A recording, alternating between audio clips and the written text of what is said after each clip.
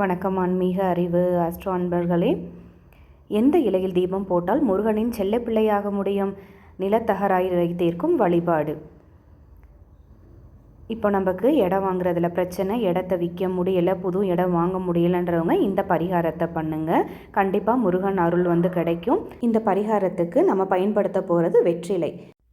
இந்த வெற்றிலை பார்த்திங்கன்னா வெற்றி தரக்கூடிய இலை வெற்றிலை. இது செவ்வாய்க்கிழமை அன்று முருகப்பெருமானுக்கு வெற்றிலை தீபம் ஏற்றுவது மிக சிறப்பு.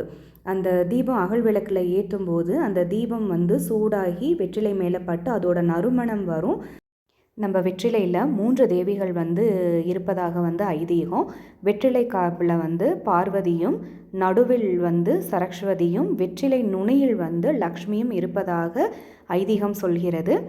இப்போ பார்த்திங்கன்னா வெத்தலை தீபம் போடுறதுக்கு காம்பு உடையாத வெற்றிலையும் நுனி கிளியாத வெற்றிலையும் எந்த சேதாரமும் இல்லாமல் எடுத்துக்கிட்டு அதில் வெற்றிலை தீபம் போடுவது மிக சிறப்பு. இந்த தீபத்தை செவ்வாய்க்கிழமை அன்று செவ்வாய் ஓரையில் செய்வது மிகவும் சிறப்பு.